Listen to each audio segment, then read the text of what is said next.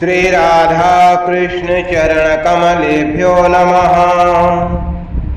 श्रीमद्भागवत महापुराण एकादश स्कंद 19वां अध्याय भक्ति ज्ञान और यम नियमादि साधनों का वर्णन। जय राधा राधा जय राधा जय श्री राधा।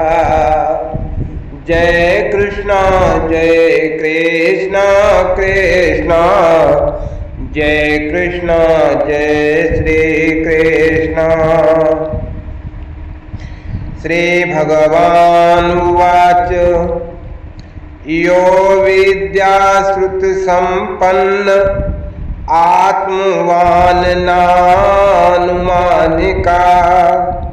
माया मात्रमिदं ज्ञात्वा ज्ञानं च मयि सन्न्यसेत। भगवान श्री कृष्ण कहते हैं, उद्धव जी, जिसने उपनिषद आदि शास्त्रों के श्रवण मनन और निधिध्यासन के द्वारा आत्म साक्षात्कार कर लिया है, जो श्रोत्रिय एवं ब्रह्मनिष्ठ हैं, जिसका निश्चय केवल युक्तियों और अनुमानों पर ही निर्भर नहीं करता, दूसरे शब्दों में जो केवल परोक्ष ज्ञानी नहीं है, वो यह जानकर कि संपूर्ण द्वैत प्रपंच और इसकी निवृत्ति का साधन वृत्ति ज्ञान माया मात्र है, उन्हें मुझ में लीन कर दे, वे दोनों ही मुझ आत्मा में अध्यस्त हैं, ऐसा जान ले।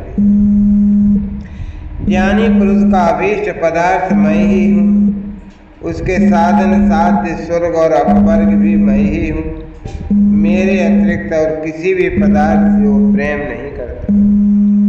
जो ज्ञान और विज्ञान से संपन्न सिद्ध पुरुष हैं, वे ही मेरे वास्तविक स्वरूप को जानते हैं, इसलिए ज्ञानी पुरुष मुझे सबसे प्रिय है। उद्धव जी, ज्ञानी पुरुष अपने ज्ञान के द्वारा निरंतर मुझे अपने अंतःकरण में धारण करता है। तत्व ज्ञान के लेस मात्र का उदय होने से जो सिद्धि प्राप्त होती है, वो तपस्या, तीर्थ, जप, दान अथवा अंतःकरण शुद्धि के और किसी भी साधन से पूर्णतया नहीं हो सकती। इसलिए हे मेरे प्यारे उद्धव, तुम ज्ञान के सहित अपने आत्म स्वरूप को जान लो और फिर ज्ञान विज्ञान से संपन्न होकर भक्ति भाव से मेरा भजन करो। बड़े बड़े ऋषि मुनियों ने ज्ञान विज्ञान रूप यज्ञ के द्वारा अपने अंतःकरण में मुझ सब यज्ञों के अधिपति आत्मा का यजन करके परम सिद्धि प्राप्त की है।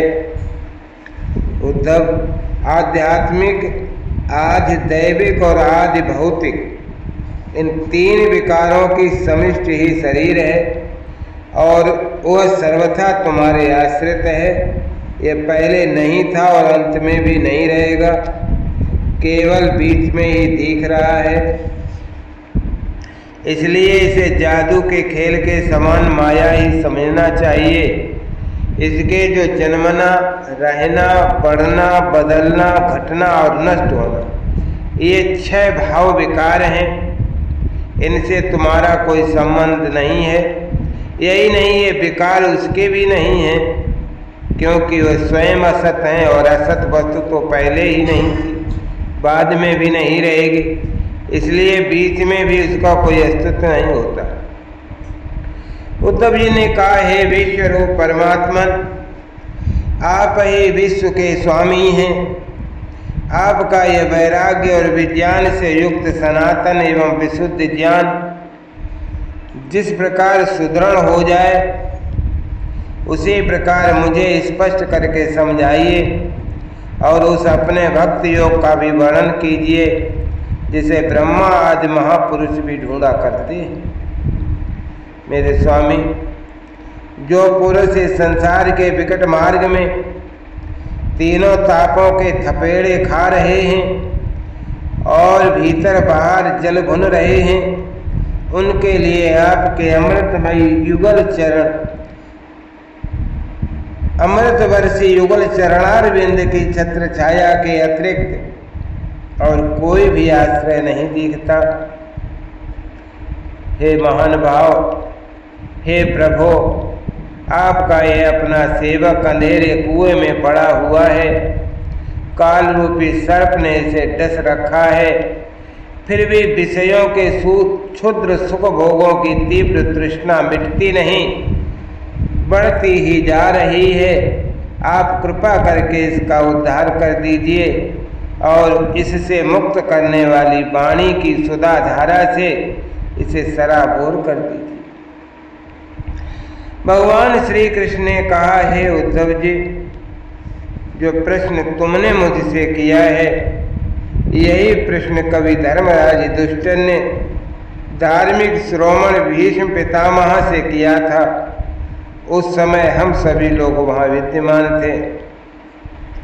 जब भारतीय महायुद्ध समाप्त हो चुका था और धर्मराज युधिष्ठिर अपने स्वजन संबंधियों के संहार से शोक विह्वल हो रहे थे, तब उन्होंने भीष्म पितामह से बहुत से धर्मों का विवरण सुनने के पश्चात मोक्ष के साधनों के संबंध में प्रश्न किया था। उस समय पितामह भीष्म के मुख से सुने हुए मोक्ष धर्म मैं तुम्हें सुनाऊंगा, क्योंकि विज्ञान और वैराग्य, श्रद्धा और भक्ति के भावों से परिपूर्ण है।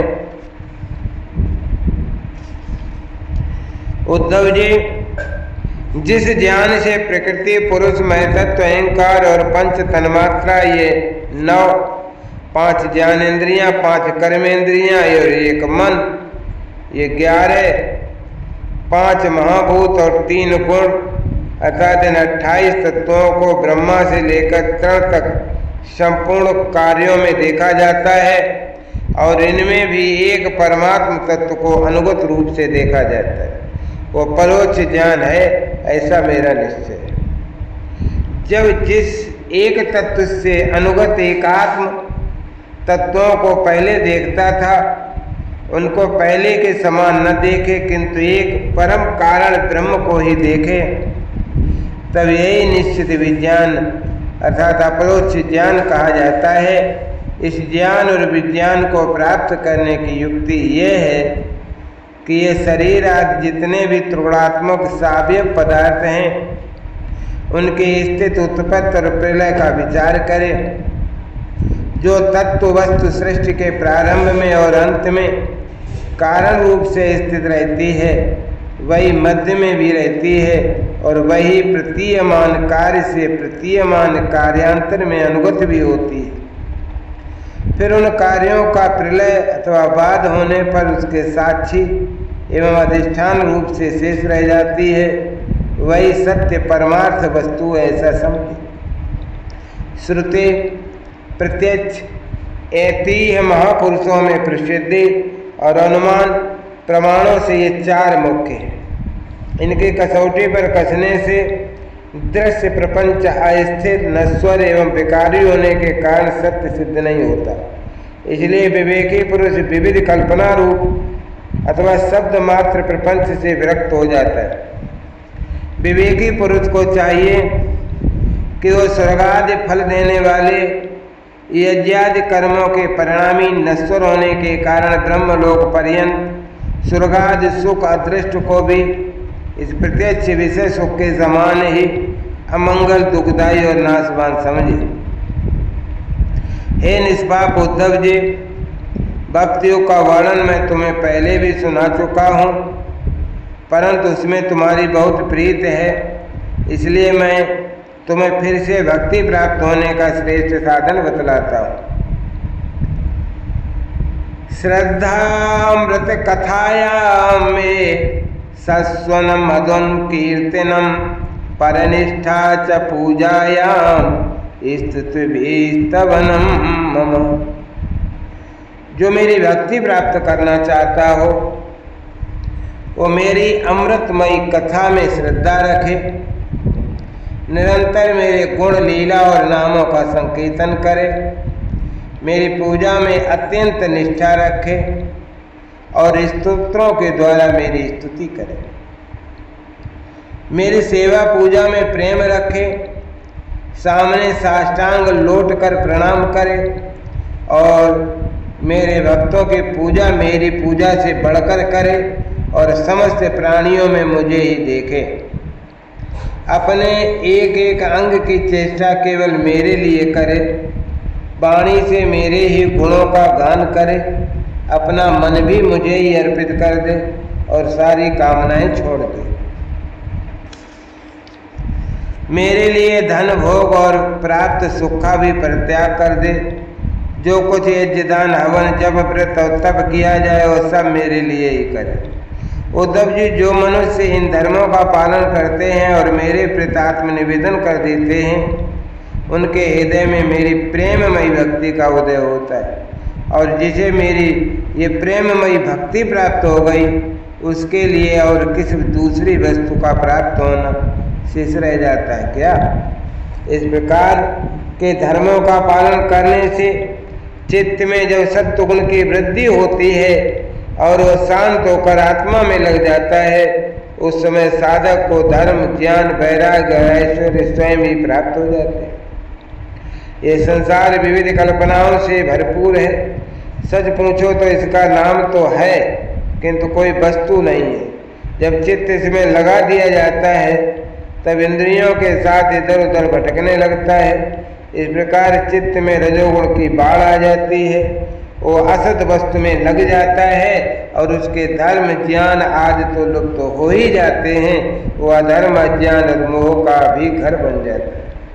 उद्धव, जिससे मेरी भक्ति हो वही धर्म है, जिससे ब्रह्म और आत्मा की एकता का साक्षात्कार हो वही ज्ञान है, विषयों के असंग निर्लेप रहना ही वैराग्य है और अणिमा आदि सिद्धियां ही ऐश्वर्य हैं। उद्धव जी ने कहा, हे रिपुसूदन, यम और नियम कितने प्रकार के होते हैं? श्री कृष्ण, सम क्या है, दम क्या है, प्रभु तितिक्षा और धैर्य क्या होते हैं? आप मुझे दान, तपस्या, शूरता, सत्य और रित का भी स्वरूप बतलाइए। त्याग क्या है, अभीष्ट धन कौन सा है, यज्ञ किसे कहते हैं, दक्षिणा क्या वस्तु है? श्रीमान केशव, पुरुष का सच्चा फल क्या है, भग किसे कहते हैं, लाभ क्या वस्तु है, उत्तम विद्या, लज्जा, श्री और सुख दुख क्या है? ये सब पंडित और मूर्ख के लक्षण क्या है? सुमार्ग और कुमार्ग का क्या लक्षण है? स्वर्ग और नरक क्या है? भाई बंधु किसे मानना चाहिए और घर क्या है? धनवान और निर्धन किसे कहते हैं, कृपण कौन है और ईश्वर किसे कहते हैं? हे भक्त वत्सल प्रभो, आप मेरे इन प्रश्नों का उत्तर दीजिए और साथ ही इनके विरोधी भावों की भी व्याख्या कर दीजिए। भगवान श्री कृष्ण कहने लगे कि यम 12, अहिंसा, सत्य, अस्तेय, असंगता, लज्जा, असंचय, आस्तिकता, ब्रह्मचर्य, मौन, स्थिरता, क्षमा और अभय। नियमों की संख्या भी 12 ही है। शौच, पवित्रता, भीतरी पवित्रता और बाहरी पवित्रता, जप, तप, हवन, श्रद्धा, आतिथ्य सेवा, मेरी पूजा, तीर्थ यात्रा, परोपकार की चेष्टा, संतोष और गुरु सेवा। इस प्रकार यम और नियम दोनों की संख्या 12 है। ये सकाम और निष्काम दोनों प्रकार के साधकों के लिए उपयोगी हैं। उद्धव जी, जो पुरुष इनका पालन करते हैं वे यम और नियम उनकी इच्छा अनुसार उन्हें भोग और मोक्ष दोनों प्रदान करते हैं। बुद्धि का मुझ में लग जाना ही सम है। इंद्रियों के संयम का नाम दम है। न्याय से प्राप्त दुख के सहने का नाम तितिक्षा है। जिह्वा और जननेन्द्रिय पर विजय प्राप्त करना धैर्य है। किसी से द्रोह न करना, सबको अभय देना दान है। कामनाओं का त्याग करना तप है। वासनाओं पर विजय प्राप्त करना शूरता है। सर्वत्र सम स्वरूप सत्य स्वरूप परमात्मा का दर्शन ही सत्य है। इसी प्रकार सत्य और मधुर भाषण को ही महात्माओं ने रित कहा है। कर्मों में आसक्त न होना ही शौच है। कामनाओं का त्याग ही सच्चा संन्यास है। धर्म ही मनुष्यों को अभीष्ट धन है। मैं परमेश्वर ही यज्ञ हूँ। ज्ञान का उपदेश देना ही दक्षिणा है। प्राणायाम ही श्रेष्ठ बल है। मेरा ऐश्वर्य ही भग है। मेरी श्रेष्ठ भक्ति ही उत्तम लाभ है। सच्ची विद्या वही है जिससे ब्रह्म और आत्मा का भेद मिट जाता है। पाप करने से घृणा होने का नाम ही लज्जा है। निरपेक्षता आदि गुण ही शरीर का सच्चा श्री है, सौंदर्य है। दुख और सुख दोनों की भावना का सदा के लिए नष्ट हो जाना ही सुख है। विषय भोगों की कामना ही दुख है। जो बंधन और मोक्ष का तत्व जानता वही पंडित है। शरीर आदि में जिसका मैंपन वही मूर्ख है। जो संसार की ओर से निवृत्त करके मुझे प्राप्त करा देता वही सच्चा सुमार्ग है। चित्त की बहिर मुक्ता ही कुमार्ग है। सत्वगुण की वृद्धि ही स्वर्ग और सखे तमोगुण की वृद्धि ही नरक है। गुरु ही सच्चा भाई बंधु है और वह गुरु मैं ही हूँ। ये मनुष्य शरीर ही सच्चा घर है। सच्चा धनी वह है जो गुणों से संपन्न, जिसके पास दैवीय गुणों का खजाना है। जिसके चित्त में असंतोष है, अभाव का बोध है, वही दरिद्र है। जो जितेंद्रिय नहीं है वही कृपण है। समर्थ, स्वतंत्र और ईश्वर वह है जिसकी चित्त वृत्ति विषयों में आसक्त नहीं है। इसके विपरीत जो विषयों में आसक्त है वही सर्वथा समर्थ है। सो हे प्यारे उद्धव, तुमने जितने प्रश्न किए थे उनका उत्तर मैंने तुम्हें दे दिया। इनको समझ लेना मोक्ष मार्ग के लिए सहायक है। मैं तुम्हें गुण और दोषों का लक्षण अलग अलग कहाँ तक बताऊं? सबका सारांश इतने में ही समझ लो कि गुणों और दोषों पर दृष्टि जाना ही सबसे बड़ा दोष है। और गुण दोषों पर दृष्टि न जाकर अपने शांत निसंकल्प स्वरूप में स्थित रहे वही सबसे बड़ा गुण है। इस श्रीमद्भागवते महापुराणे पारमहंस्यां संहितायां दशम स्कंधे एकादश स्कंधे 19 अध्याय।